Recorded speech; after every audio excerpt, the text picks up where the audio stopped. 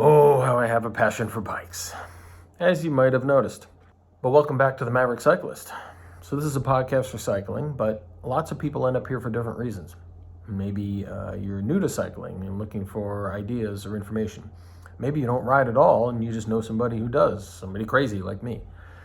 But tonight we're going to talk about why cycling matters to everyone, to the earth, to society, to human civilization. Because it does. Cycling is hugely important. It matters a lot for so many reasons. Tonight we're going to talk about a few of them. I own more than 50 bicycles of almost every type you can think of. I own one gears and multi-gears. I own disc brakes and coaster brakes. I own collector bikes and crappy commuters I've built from scrap. And yes, you'd be right to call me crazy. That's okay. But one person's obsession is another person's Tuesday. So here are the top 10 reasons why I think cycling matters. Hey, bike lovers, be sure to smash that like button so we can share more bike love, because YouTube's algorithm only does it when you guys share, subscribe, and use notifications. So help us out. Number one, health and vitality. You're less angry when you ride a bike because you're not stuck in a car in traffic surrounded by mouth breathers in the left lane doing 2. We all know who you are. You have a lower heart rate. You have a cleaner bloodstream. You have reduced diabetes risk. You get weight loss. Your lungs get clean air deeper and more regularly than you get by sitting in a box all day. The health and vitality of riding a bicycle regularly, particularly commuting, is incredible. I can't even begin to describe to you all the ways it's helped. Number 2, mental clarity. Now, I ain't the sharpest knife in the drawer, so I need all the glial cells I can get. The mental clarity you get from riding a bike it's crazy good. I can't tell you what a difference it makes riding my bike between that and sitting in a car in traffic. You get to think. Your mind empties out the garbage and focuses on the things that matter, and somehow the answers begin to roll. When you're out, particularly in the sunshine, or like when I'm coming up a hill first thing in the morning and the sun's coming at me just over the rise of the trees, and it's spring and you're feeling the winter let go, and the birds are making noise, and the air is warm for the first time in a long time, even in pockets of sunshine between the trees. The release you feel, the mental clarity you get as a result of riding your bike to work is crazy good. I just feel clear, mentally clear, and it's huge. It's so important. When I get to work, I'm more focused immediately. I'm ready to go. When I come home from work, I can concentrate on what I need to handle for the evening, take care of my kids, focus on life, whatever I need to do. I'm more mentally acute riding my bike to and from work every day than I am going to work in a car. I've done both for 30 plus years. Well, let me see, closer to 40 years now, and it's not even close. Number 3, and this one's an important one for some of us who are time crunched. Your workout's already done when you get home. Going to work, coming from work, being done, your evening's ahead of you. You can focus on your kids. You can focus on additional work or something you want to do. You can focus on going out with your friends and having fun, dinner, anything but having to throw in the workout after a long, exhausting day. When you get home, your workout's done. It's done. And that frees up your time in your life, and it separates it, more importantly, even if it isn't a time savings, because you might be taking longer to commute by bike than you do by car, for example. That's fair. It's a mental separation. The workout's done, and now you've boxed the workout and put it over here, and now the rest of your evening is over here with your family and your wife and your husband and your kids. It's great. It's so much nicer than having to worry about throwing in one more thing in your evening when you get done coming back to your house in your shiny little metal box. Number 4, and this is probably one of the most important, it's just fun. It's fun for so many reasons. Do I have crappy days on the bike? Absolutely.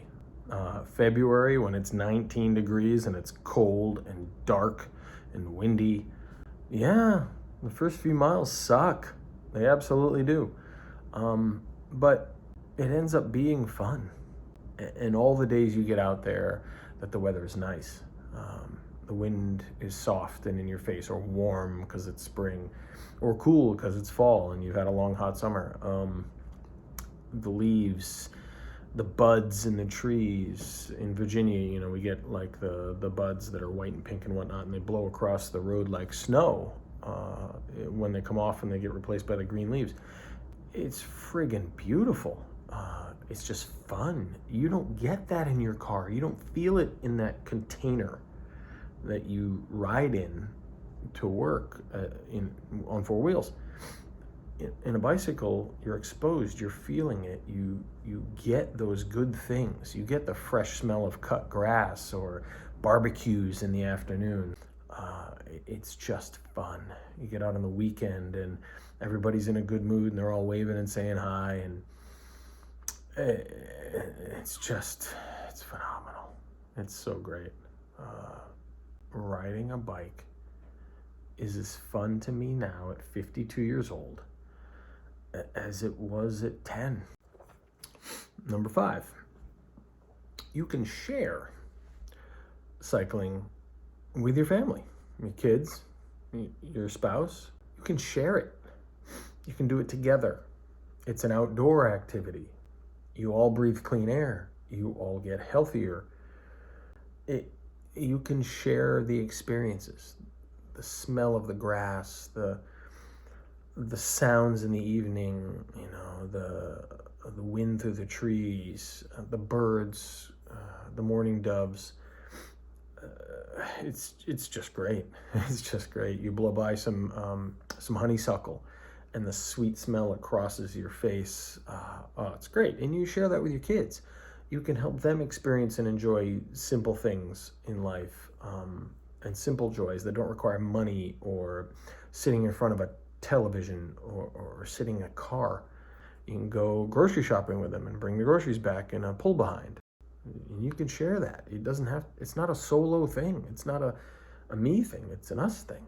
This episode is Bill approved. He wants to remind you that YouTube's algorithm only shares our content with other people who love cycling if you hit like and subscribe. So help us out. Number 6, there's no barrier to entry for a bicycle. You don't need a license. If you're not a strong rider, it's not a big deal. You can get an electric bike and it can assist you until you get stronger. Do you have balance issues? Not a problem. You can get a 3-wheel recumbent. Let's say, unfortunately, you lost your license from a DUI or something like that.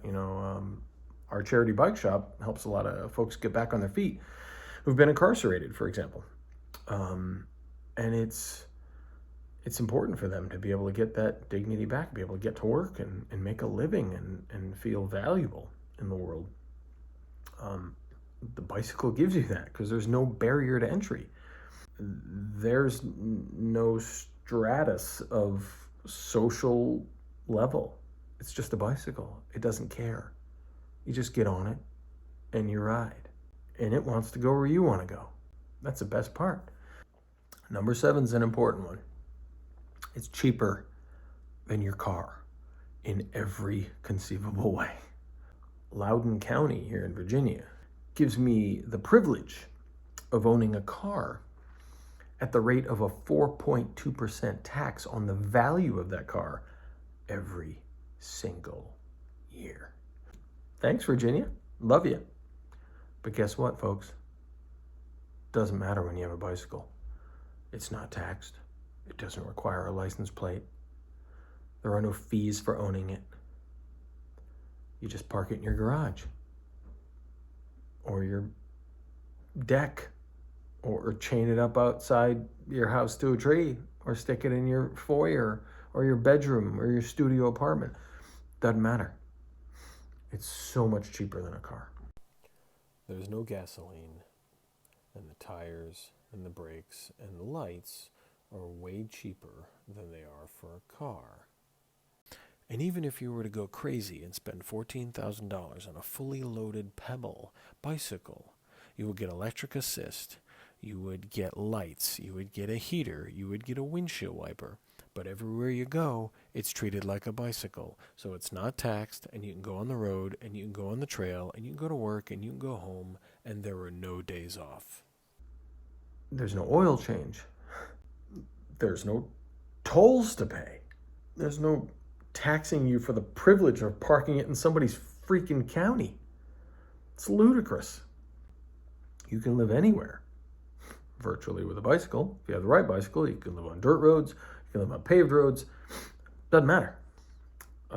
Putting aside the environmental benefit, it is incredibly affordable personally. It's so much cheaper than a car. And since most of us spend most of our commuting time by far under 10 miles, there's no reason you can't do it by bike.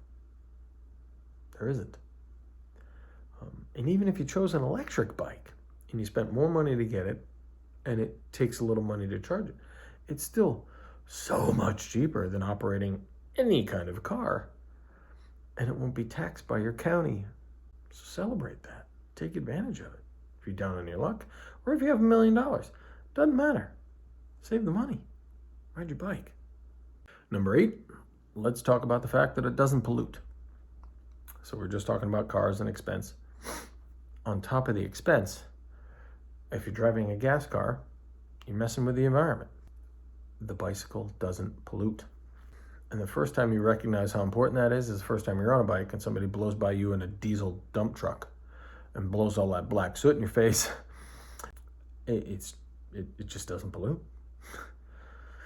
That's not a bad thing. It wouldn't hurt the environment to pollute less.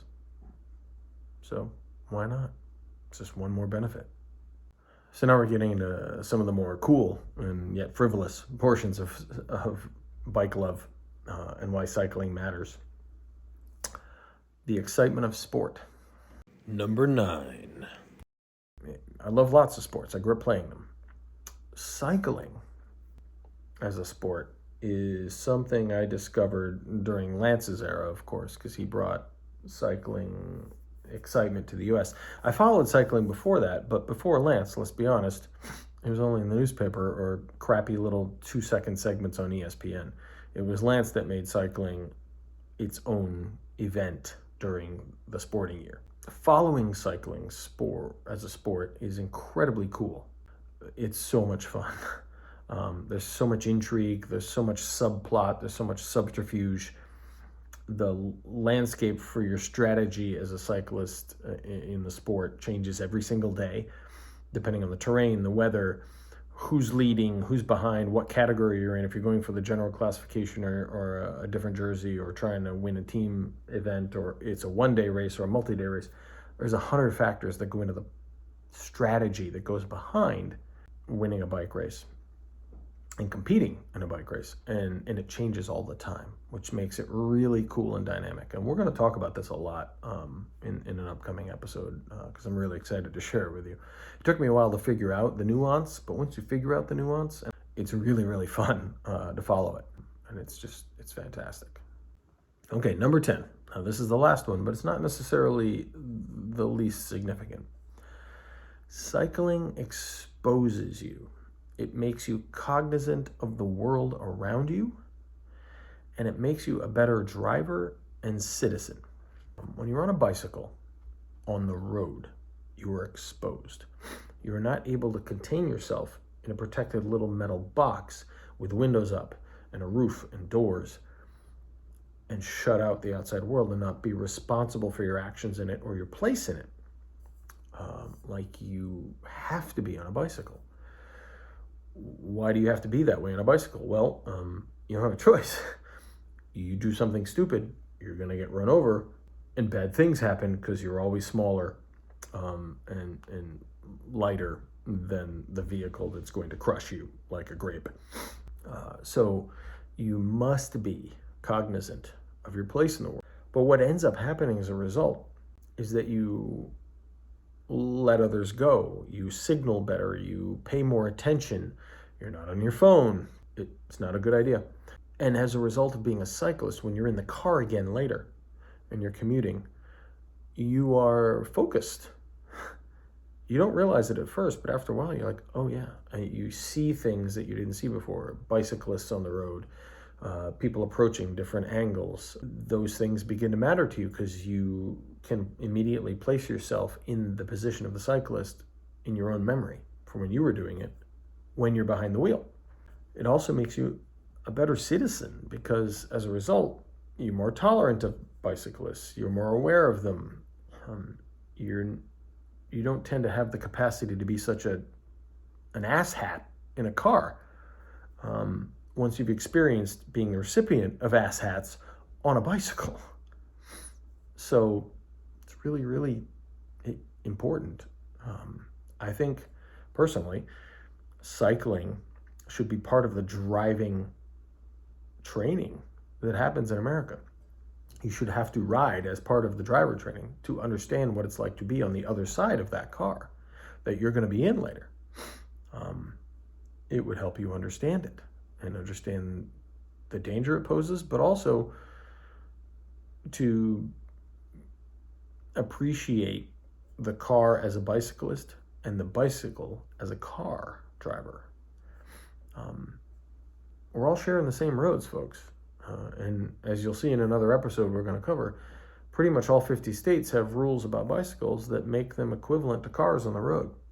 And the more you ride your bike in traffic, on roads, the more cognizant you become when you go back to driving of what it means to be part of that universe versus believing you're the only thing in that universe, which many drivers believe themselves to be. And the opposite can also be true.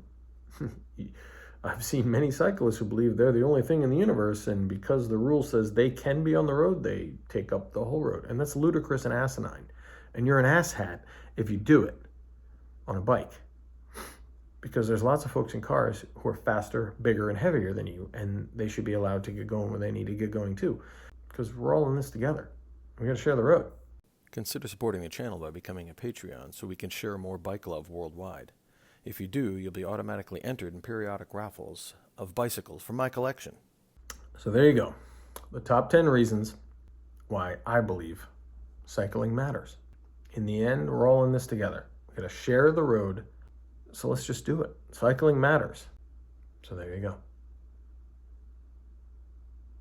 And don't forget to pick up your swag from this episode or any of our episodes at the Maverick Store.